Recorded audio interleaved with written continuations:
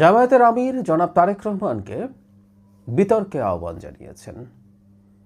তারেক রহমানের নাম তিনি বলেননি, অপোনেন্টস বলেছেন। সো আমরা বুঝতে পারি এই নির্বাচনী ক্যাম্পেইনে দুই দলের দুই প্রধান কেউ কারো ব্যক্তিগতভাবে নাম নিচ্ছেন না, এমনকি দলের নামও নিচ্ছেন না।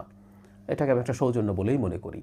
যাই হোক, এই আলাপটা এখন সামনে আসবে এবং এটাকে খুঁচিয়ে বিরাট করে তোলার চেষ্টা হবে। জামায়াতের আমির আহ্বান করেছেন জনাব তারেক রহমানের কী করা উচিত।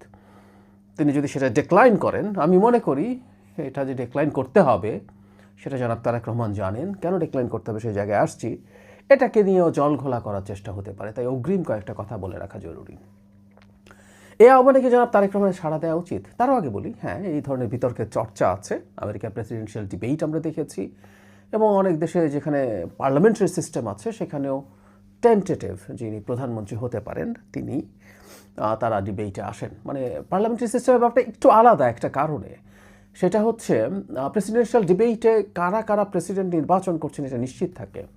পার্লামেন্টারি সিস্টেমে যেটা হয় যে আগে নির্বাচনটা হবে, পার্লামেন্টারিয়ানরা নির্বাচিত হবেন। আমরা ধরে নিলাম বিএনপি জিতলো বা জামায়াত জিতলো, যেই জিতুক, হতে তো পারে, টেকনিক্যালি বলছি। বিএনপির যে সংসদীয় দল তার মধ্যে কেউ না কেউ আরও সমর্থন চাইতে পারেন যে আমি প্রধানমন্ত্রী পদে থাকব।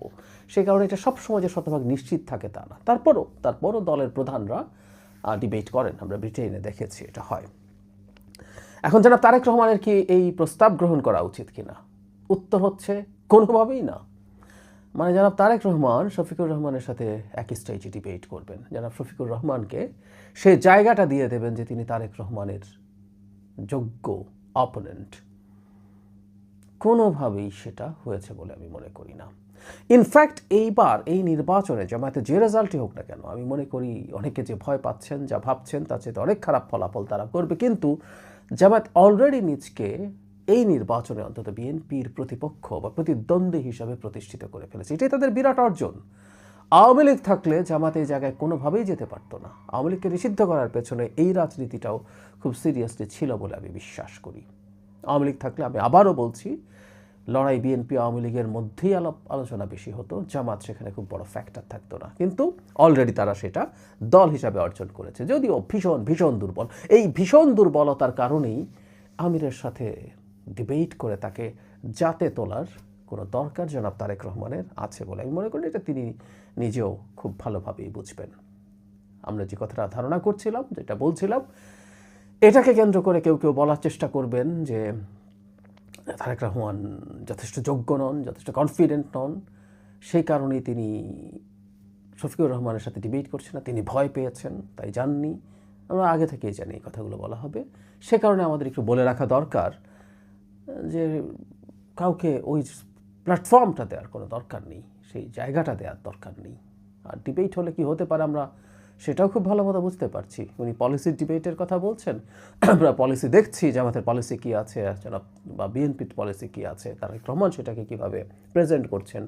এখন থেকে না, বহু বহু আগে থেকে আজকে ওরা পলিসির আলাপ করছেন। তারেক রহমান শেখ হাসিনার সময়ও অনেকগুলো ভিডিওতে তার স্টেট নিয়ে তার চিন্তা, পলিসি, এগুলো নিয়ে ভিডিও বানিয়েছেন, ভিডিওতে জনগণের সাথে কথা বলেছেন। সুতরাং ওগুলো অনেক পুরনো ব্যাপার। নতুন নতুন কেউ কেউ করছেন এবং সেটা নিয়ে তারা অনেক কিছু পলিসির আলাপ টালাপ দিতে চান। যাই হোক, প্রোপাগান্ডা চলবে। তারেক রহমান ভয় পেয়েছেন, তারেক রহমান ক্যাপেবল না, কিন্তু সেই প্রোপাগান্ডায় একেবারেই দৃষ্টি দেওয়ার দরকার নেই। জামাতের আমির তার জায়গা থেকে থাকুন, প্রত্যেকে তার জায়গা থেকে কথা বলুক। অলরেডি যতটা হয়েছে সেটা নিয়ে জামাত অনেক অর্জন করেছে, তাদের এটা মনে রাখা উচিত যে তারা এই একটা নির্বাচনে প্রধান বিরোধী দল মানে মেইন দলের বিরুদ্ধে প্রধান প্রতিদ্বন্দ্বী হয়েছে, এবং প্রধান বিরোধী দল হিসেবে সিট কম হোক কিন্তু প্রধান বিরোধী দল হিসেবে তারা প্রতিষ্ঠিত হতে যাচ্ছে।